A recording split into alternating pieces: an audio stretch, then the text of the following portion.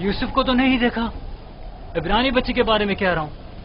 मुझे नहीं मालूम, वो तुम्हारे साथ ही था। था तो मेरे साथ, मगर मैंने पीछे मुड़कर नहीं देखा। तुम्हें इससे क्या मतलब? फली ने उसे मेरे सुपुर्द किया था। अगर कहीं गुम हो गया या फरार हो गया, मुझे सख्त सजा मिलेगी।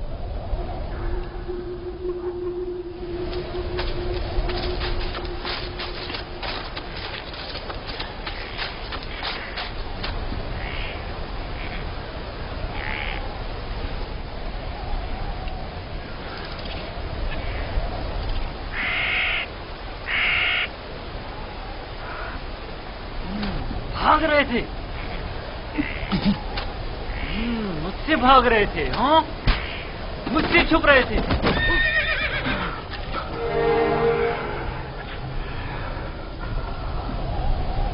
क्या हुआ?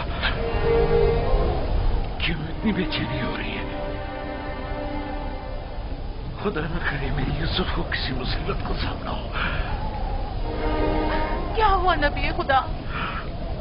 मेरा यूसुफ खैरियत से नहीं है लिया। मेरा यूसुफ खैरियत से नहीं है।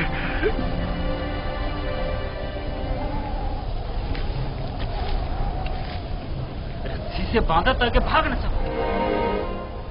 तुम्हारे मालकों ने बताया था कि तुम भगोड़े हो, लेकिन मैं तुम्हारे इन भगोड़े पैरों को तोड़ दूंगा। मेरे चुंगल से भागना मुमकिन नहीं।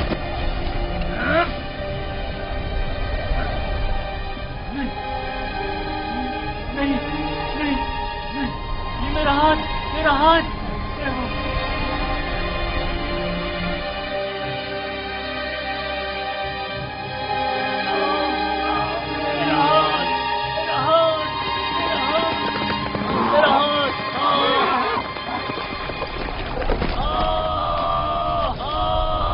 क्या हुआ बंदा खुदा? सब्र करो, देखने दो। पता नहीं क्या हुआ। अचानक मेरे हाथ में दर्द उठ गया। बिला वजह ऐसा दर्द नहीं उठा करता। या भारी वजन उठाने से हो जाता है, या किसी चीज से टकराने से, या सांप के कांटे से। काफिले के पीछे पीछे चल रहा था। मुड़कर देखा तो वो इब्रानी गुलाम नहीं था। मैं समझा कि भाग गया। ढूंढा तो पता चला कि इस कब्र के पीछे जा बैठा है। दम भी करते हुए उसे मारा तो देखा कि अचानक मेरा हाथ नकारा हो गया। उसे मारा तो तुम्हारा हाथ नाकारा हो गया। उस बेचारे में तुम्हारा तमाचा सहने की सकत है। ये भी नहीं सोचा कि उसका खुदा तुम्हें इसकी सजा देगा। बनता है खुदा, हम उसे बेचने के लिए ले जा रहे हैं। अगर इसमें कोई नुक्स पैदा हो गया तो हमारे किस काम का? क्यों भागे थे? भागा नहीं था, ये मेरी माँ की खबर है। सोचा आखिरी बार विदा कर दूं।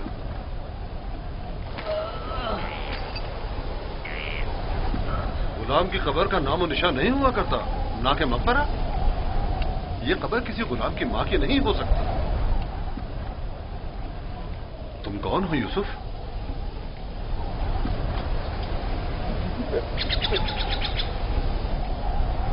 उसका थप्पड़ जोर से लगा है ना?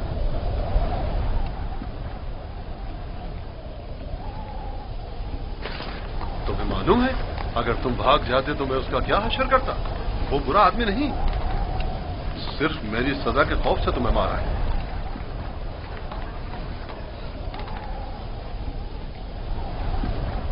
क्या अब भी तुम्हारे दिल में उसकी तरफ से कीना है?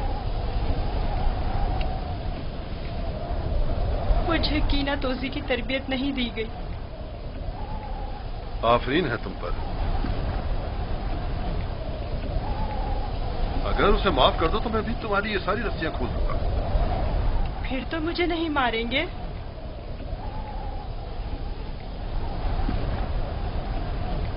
खुदा इब्राहिम की कसम, आइंदा ये तो क्या, किसी और को भी तुम्हें मारने की इजाजत नहीं दूंगा।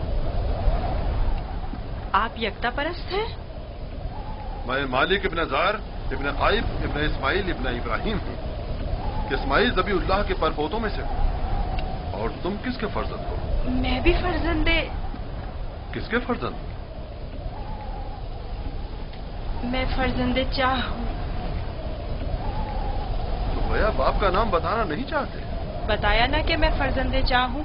मैं कल उसी कुएं में जहां आपने मुझे देखा पैदा हुआ, जिस वक्त कासिद हक मुझ पर जाहिर हुए। تمہاری باتیں میری سمجھ میں نہیں آ رہی ہیں، لیکن اگر خود کو ظاہر کرنا نہیں چاہتے تو کوئی بات نہیں، لیکن اسے معاف کر دو۔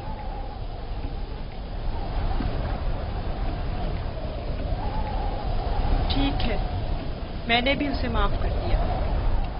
شاباش بیٹا، اپنی ماں کی قبر سے ودا کر لو۔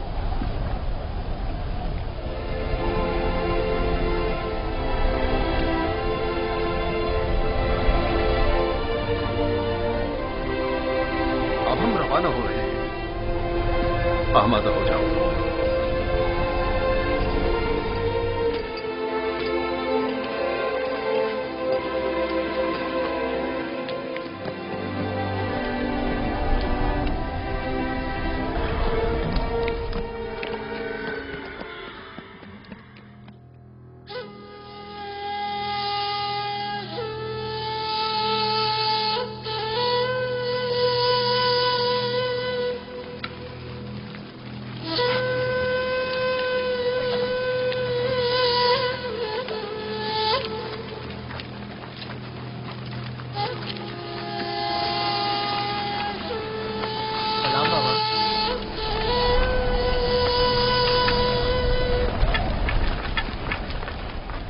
بتاؤ، کیا تمہیں یوسف ملا؟ نہیں ملا بابا۔ یہ آپ لوگ زخمی کیسے ہو گئے؟ اب بنی اسرائیل میں نہ خیر و برکت نظر آئے گی اور نہ ہی مہر و محبت کے آثار۔ ابھی زیادہ عرصہ نہیں گزرا کہ یوسف کی جان کے درپے ہونے والے بھیڑیے ایک دوسرے کی جان کے درپے ہو گئے ہیں۔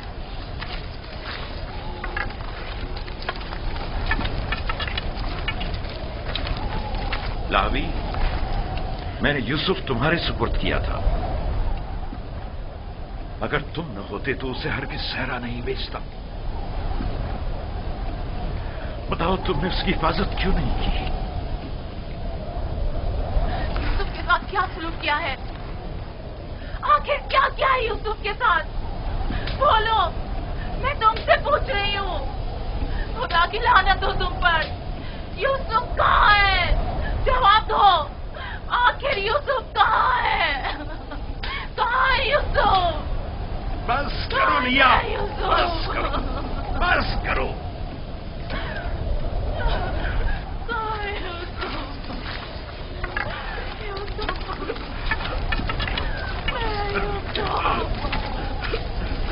چند باتیں غور طلب ہیں جو میں نے محسوس کی ہیں، پتہ نہیں آپ لوگوں نے محسوس کی ہیں یا نہیں۔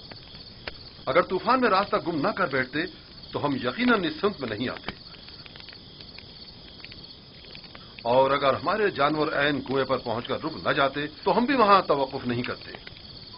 اگر پیاس کی شدت نہ ہوتی تو پانی نہیں نکالتے۔ ان تمام واقعات کا رونما ہونا یقیناً لطف خداوندی ہی تو ہے کہ یہ غلام ہمارے نصیب میں آیا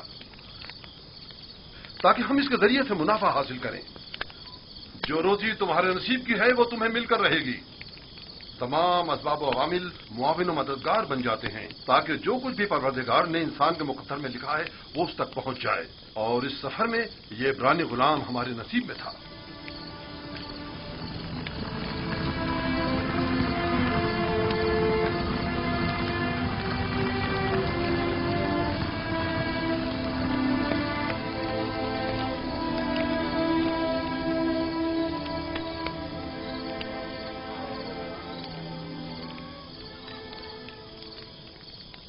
مجھے نجات دے، اشتہار حضور، مجھے نجات دے، مجھے نجات دے، یہ درد مجھے مار ڈالے گا، مجھے نجات دے، میرا درد سے مرنا چاہ، مجھے اس درد سے نجات دے۔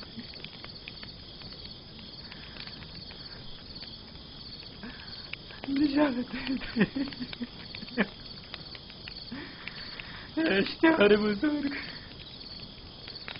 اشتہار بزرگ، مجھے نجات دے، اس درد سے مجھے نجات دے، اشتہار بزرگ، مجھے نجات دے۔ یہ درد مجھے مار ڈال رہا ہے. رات بہت درد ہو رہا ہے. رات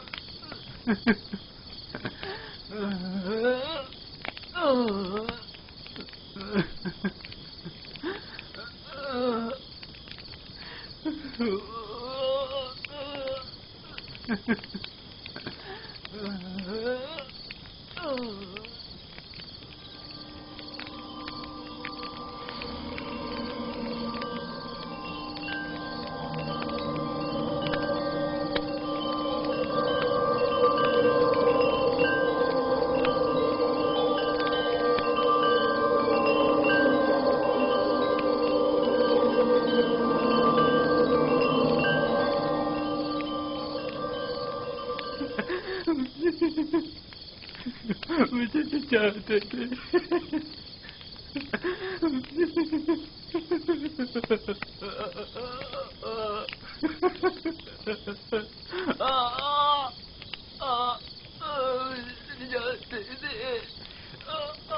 بہت درد ہو رہا.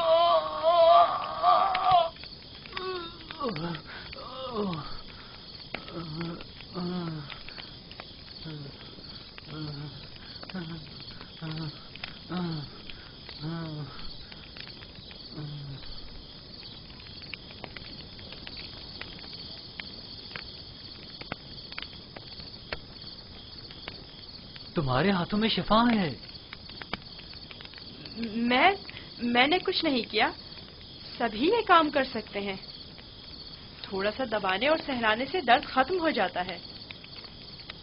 لیکن پہلے مالک نے بھی بہت کوشش کی اور سہلایا بھی بہت، لیکن کوئی افاقہ نہیں ہوا.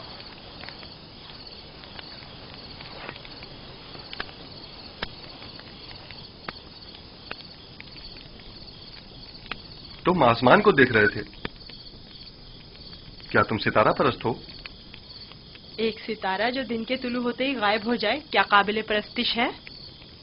اس حساب سے تو چاند سورج کو بھی نہیں پوچھتے ہو، کیونکہ چاند دن میں اور سورج رات میں غائب ہو جاتا ہے. میرا خدا تو ان سب کا خالق ہے. خدا ازلی و ابدی، یکتا و بہمتا. گویا تم نے اتنی چھوٹی سی عمر میں میرے اور قطمیر کے خداؤں سے بہتر خدا کا انتخاب کر لیا ہے. خدا بھی ایسا جو تمہیں پسند بھی کرتا ہے اور تمہاری دعا قبول بھی کرتا ہے. یہ بھی کوئی خدا ہوا؟ کتنا تڑپا، رویا، گڑ گڑایا، لیکن کچھ نہیں کیا. میں تمہارا شکر گزار ہوں، شکر گزار ہوں.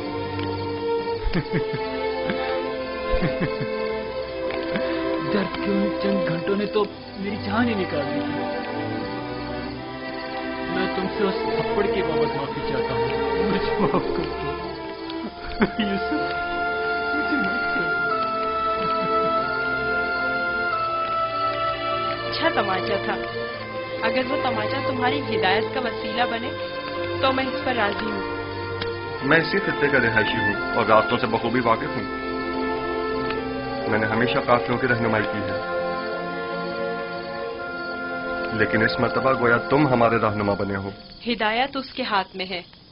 وہ جسے چاہتا ہے ہدایت دیتا ہے اور جسے چاہتا ہے اسے تاریکی و گمراہی میں چھوڑ دیتا ہے.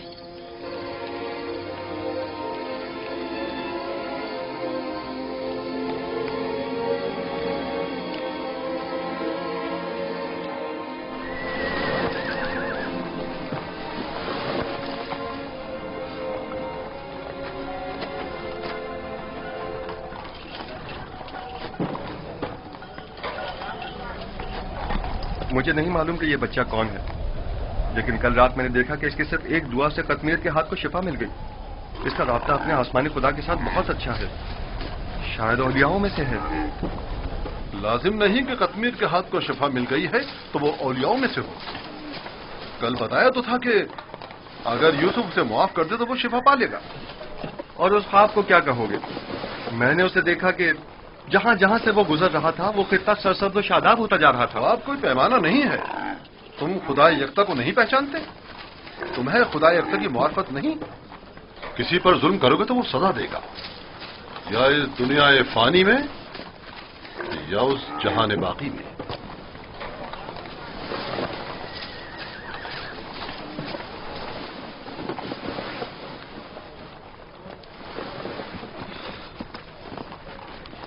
یہ خطہ بہت سرسبز و شاداب تھا۔ اس سال بارش کی کمی کی وجہ سے یہاں کی فصلوں کو نقصان کا خدشہ ہے۔ میں بھی یہیں کا رہنے والا ہوں۔ اگر بارش نہیں ہوئی تو قحط سب کو اپنی لپیٹ میں لے لے گا۔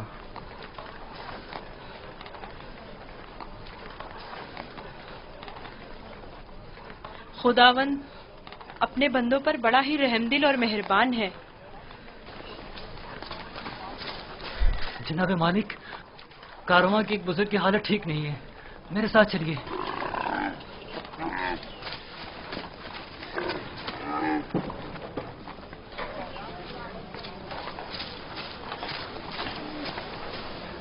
کافی عرصے سے بیمار ہے، لیکن آج بیماری شدت پکڑ گئی ہے۔ اس کی طبیعت ٹھیک نہیں۔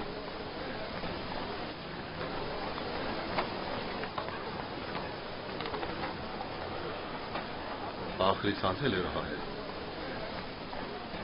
بچنے کی اب کوئی امید نہیں۔ تو اب کیا کرنا ہے؟ اس کو اس کے حال پر تو نہیں چھوڑا جا سکتا۔ اس کے لیے گھسٹنے والا تخت تیار کر کے تخت کو جانور کے ساتھ باندھ دو تاکہ کارواں کے پیچھے پیچھے ذرا فاصلے سے چلتا رہے۔ آپ ٹھیک ہو جائیں گے۔ موت اور زندگی خدا کے ہاتھ میں ہے۔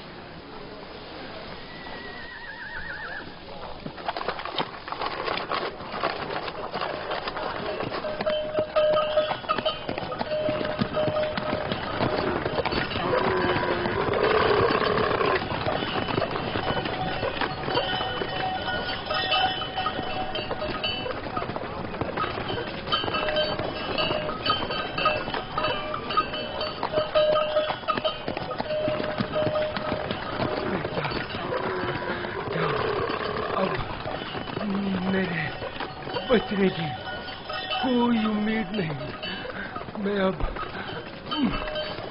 مرنے والا ہوں۔ فکر نہ کریں، میں آپ کے پاس ہوں، آپ ٹھیک ہو جائیں گے۔ موت اور زندگی دونوں خدا کے ہاتھ میں ہیں، مایوس نہ ہو۔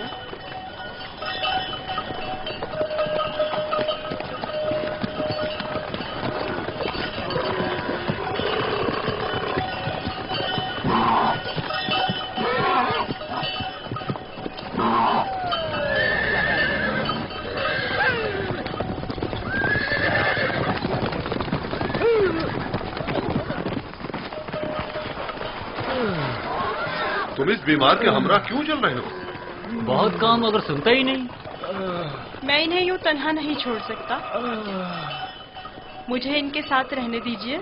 اس کی بیماری شدید ہے، تم اس کے لیے کچھ نہیں کر سکتے۔ خدا مدد کرنے والوں کو پسند کرتا ہے، آپ میری فکر مت کریں۔ اس کا خیال رکھنا۔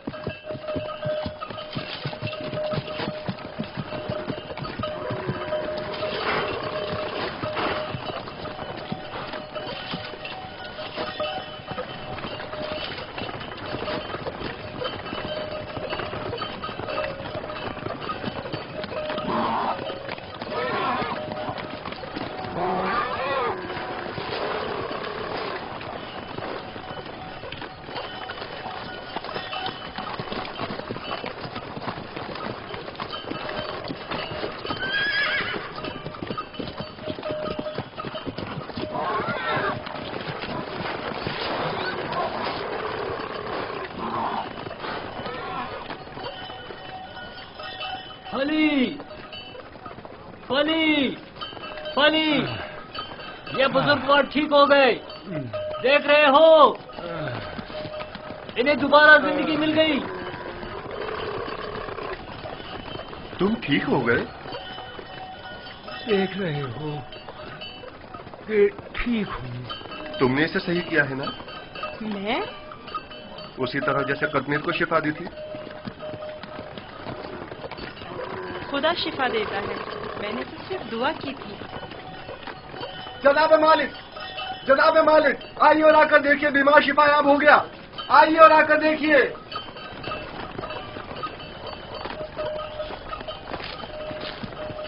تم بیمار کے ساتھ رہنے پر اس قدر بضد کیوں تھے؟ میں بھی آپ کی طرح رہنما ہوں، جو کارواں کے تمام افراد کو صحیح و سلامت منزل مقصود پر پہنچائے۔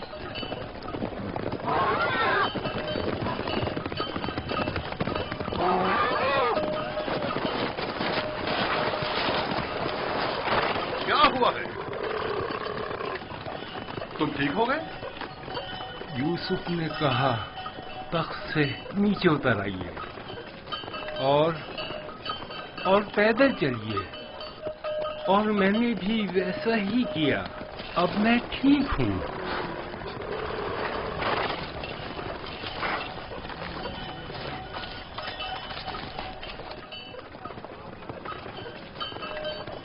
میری یہ زندگی یوسف کی مرہون منت ہے۔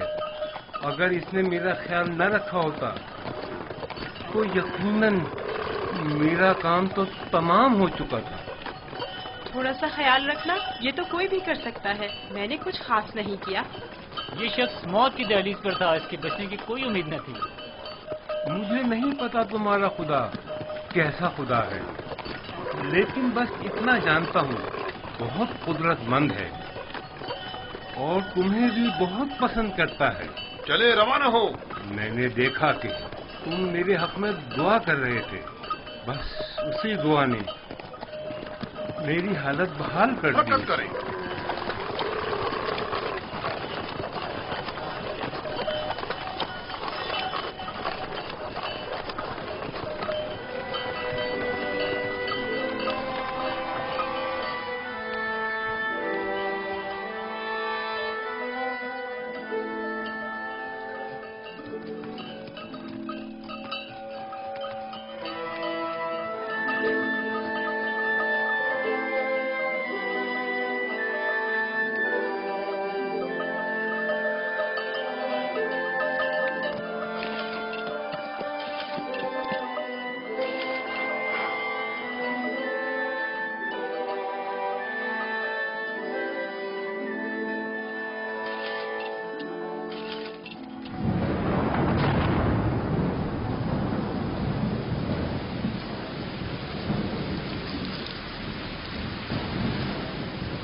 یہ بارش یوسف کے وجود بابرکت کی وجہ سے برسی ہے۔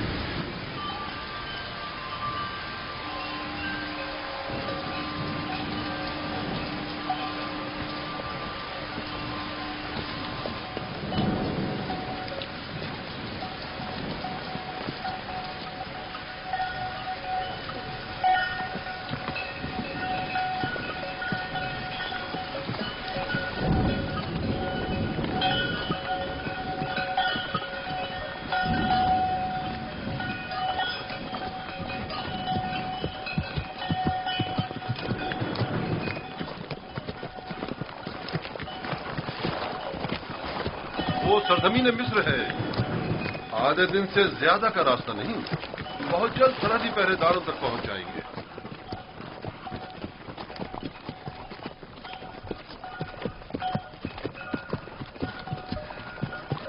مگر مجھے یہاں تک تو کوئی پہرے دار دکھائی نہیں دیا۔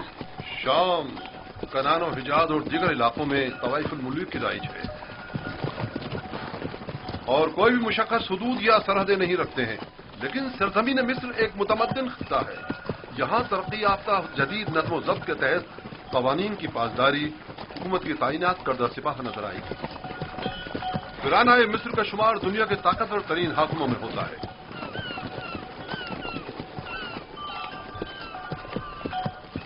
خدایا، اس دیار غیر میں خود کو تیری پناہ میں دیتا ہوں اور تجھ ہی سے مدد طلب کرتا ہوں۔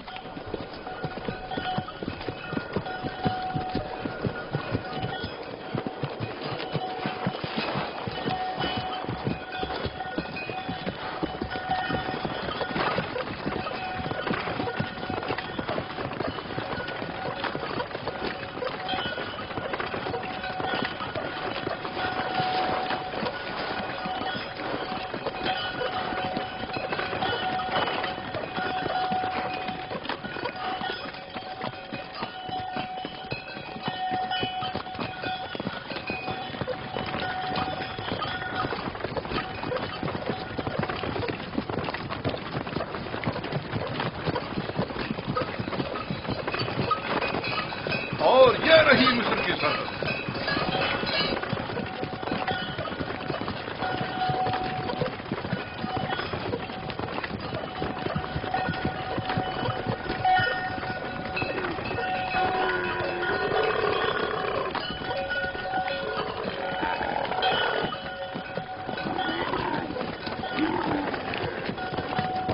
خدایا، میں خود کو تجھے سونپتا ہوں۔ اس عجیب و غریب سرزمین پر میرا تیرے سوا کوئی نہیں ہے۔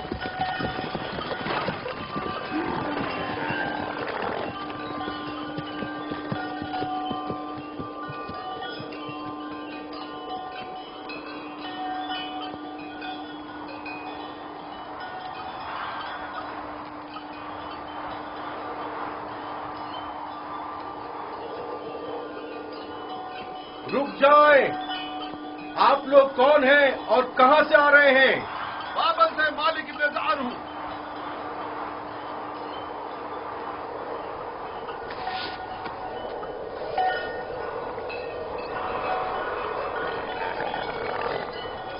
ٹھیک ہے، جا سکتے ہیں۔ چلو۔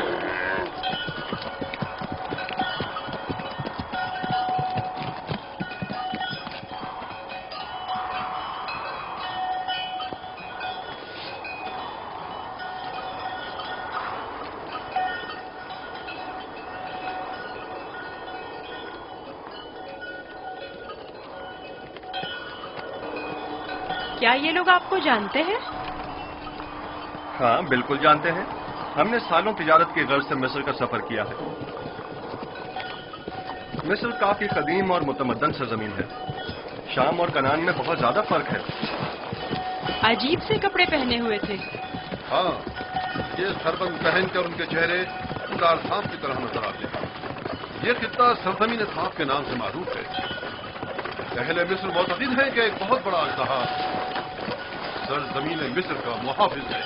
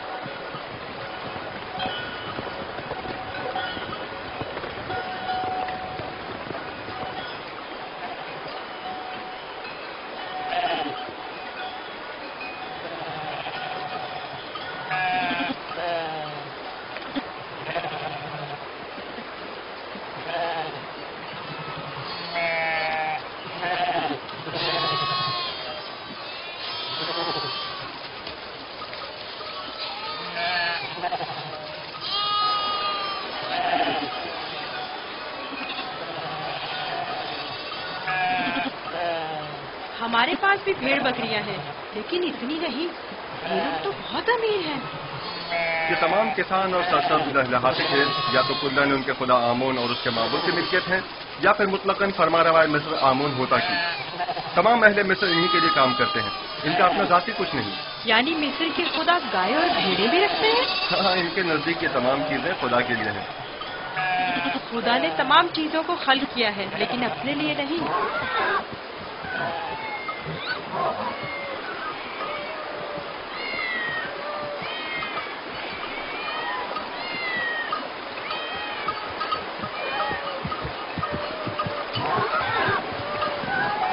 یہ اتنی ساری بلیاں یہاں کیا کر رہی ہیں؟ اس شہر کے لوگوں کا خدا بلی ہے۔ یہ شہر کا معبود ہے، مرکزی شہر کا معبود۔ یہاں کے لوگ بلی کو بہت پسند کرتے ہیں۔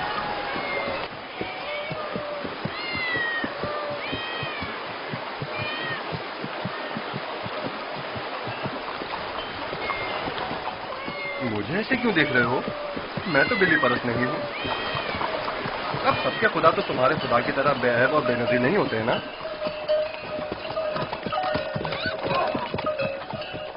جناب مالک، اس شہر کے لوگوں کا خدا بلی ہے جو کھانا بھی کھاتی ہے۔ ज्यादा ताज्जुब करने की जरूरत नहीं। इस सरजमीन के खुदाबंद तो मर्तबे, भेड़, बकरियां, हत्ता के जनो फर्जंद भी रखते हैं।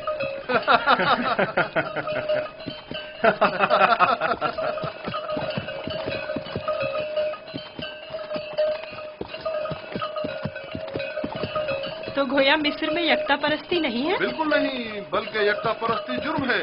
और तुम्हें यकता परस्ती के मुतालिक कभी कोई बात ना करना और ना ही इनके खुदाओं की अहानत करना लोग बर्दाश्त नहीं करेंगे।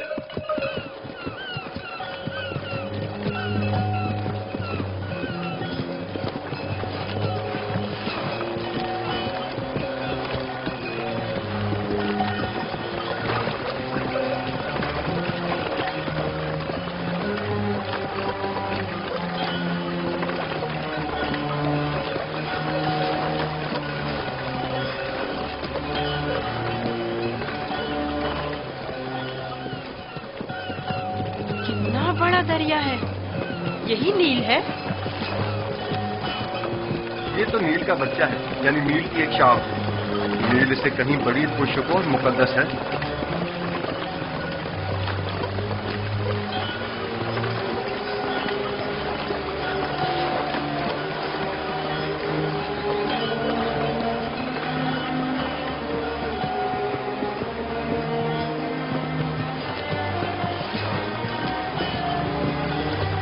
मुकद्दस क्यों है? क्योंकि अहले मिस्र की तरक्की का तमाम दारोमदार इसी दरियाए नील पर है। अगर दरियाए नील ना होता तो मिस्र भी नहीं होता।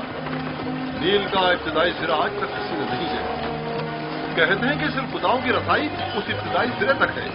ये दरिया जुनूब से शुमाल की जानिब बहता है और बहराए रोम में जाकर गिरता है। हम इस वक्त शुमाल से जुनूब की तरफ कदीमी शहर तिब्स की जानिब जा रहे हैं।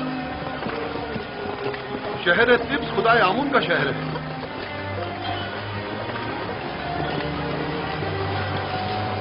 नील के उस तरफ दुनिया गर्ब है, मुर्दों की दुनिया। वो बड़े बड़े अहराम फरानाए मिस्र के मकबरे हैं। इस जगह को मुनफिस कहते हैं, जहां से दरियाए नील मुख्तलिफ शाखों में मुनकसिम हो जाता है।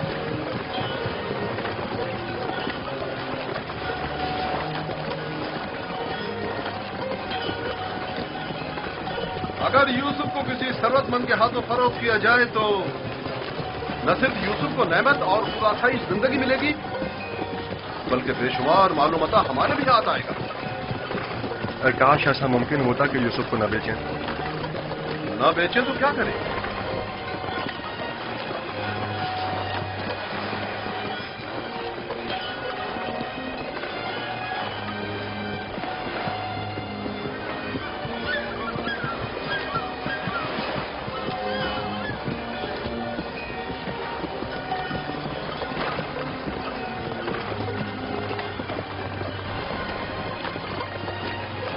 हम जुनूब की सिमत सफर कर रहे हैं और हमारे दाएं तरफ मुर्दों की दुनिया गर्द वाक़ है। वो जहाज अजसाद के हमलो नकल के लिए मखसूस है। नील के इस तरफ जहां हम इस वक्त हैं, कदीमी शहर तिब्स पाते हैं। शहर तिब्स अहले मिस्र के खुदाओं का शहर है और फरमानवाए मिस्र आमून फौजा की हुकूमत का मरकज यही शहर है। इस शहर तिब्स को खुदाए आमून का शहर भी कहते हैं। वो देखो, दूर से ही तिब्स दिखाई दे रहा है।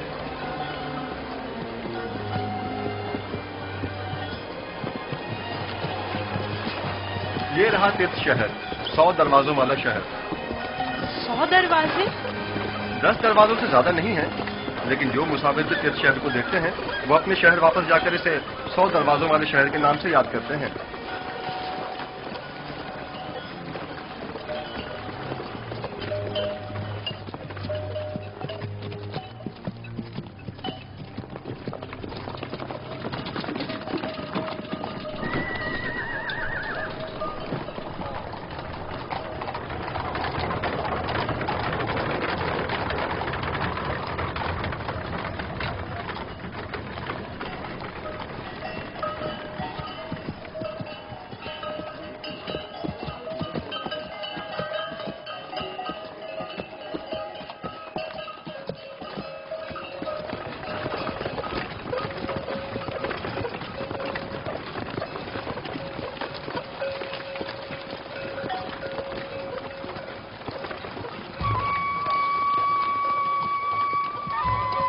بابل سے مالک نظار ہوں.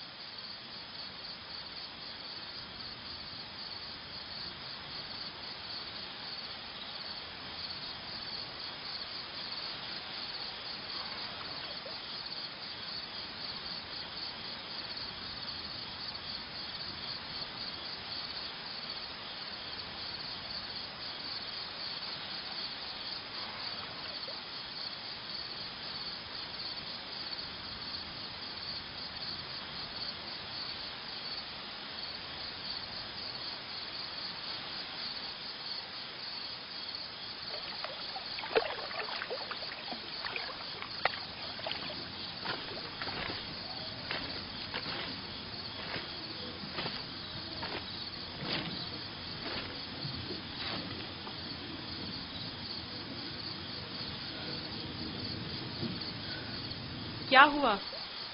سو کیوں نہیں رہے؟ ڈر ہے کہ بھاگ نہ جاؤں.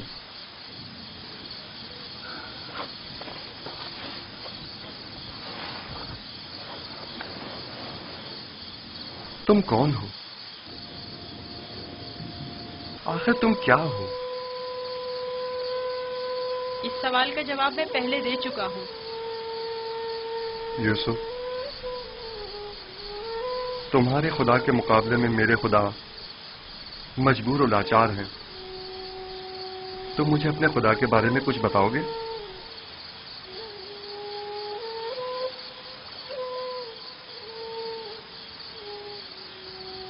تمہارا خدا حاضر و ناظر ہے، ہر جگہ اس کی رسائی ممکن ہے۔ میں نے دیکھا ہے کہ تم آسانی سے اس کے ساتھ رابطہ برقرار کر لیتے ہو، وہ بھی تمہاری آواز کو سنتا ہے اور تمہاری دعا قبول کرتا ہے۔ مجھے یقین ہے کہ تم دیگر انسانوں سے مختلف ہو، تم میں ایسی غیر مرئی طاقت ہے کہ جب جو چاہو کر گزرتے ہو۔ لیکن ہر وہ کام جس میں میرے خدا کی رضا شامل ہو۔ یہ تمہارا خدا کیسا ہے جو ہر جگہ تمہارا محافظ ہے؟ آپ نے بخوبی اس کے اوصاف بیان کیے ہیں۔ میں چاہتا ہوں کہ اس پر ایمان لے آؤں۔ آپ اس پر ایمان رکھتے ہیں، تجدید ایمان کی ضرورت نہیں۔ میں ایمان رکھتا ہوں۔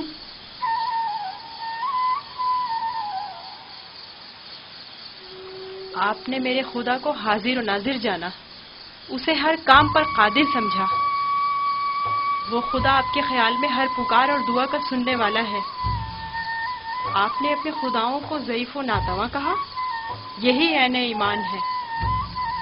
یعنی تو کیا میں اس وقت تمہاری طرح یکتا پرست ہوں؟ آپ تو اسی وقت یکتا پرست ہو گئے جب قزمیر کے ہاتھ کو شفا ملی۔ میں آپ کے کیے گئے سوالوں سے ہی سمجھ گیا تھا۔ آخر تم کون ہو؟ کیوں نہیں بتاتے؟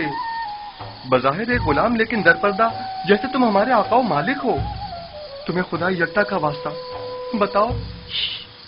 قسم نہ دے کہ مجھے بتانے کی اجازت نہیں ہے۔ صرف اتنا بتا دوں کہ یہ تمام واقعات خدا کے ارادے سے وقوع پذیر ہوئے ہیں، اور وہ یوسف کو بھی ایک بڑے مقدس ہدف کے تحت یہاں مصر لایا ہے۔ کون سا ہدف؟ کم از کم یہی بتا دو۔ نہیں جانتا، آئندہ معلوم ہو جائے گا۔ میں مالک کو تمہیں فروخت نہیں کرنے دوں گا، میں اسے روکوں گا۔ وہ تمام چیزوں سے باخبر ہے۔ اگر وہ مجھے غلام دیکھنا پسند کرتا ہے تو میں بھی راضی ہوں۔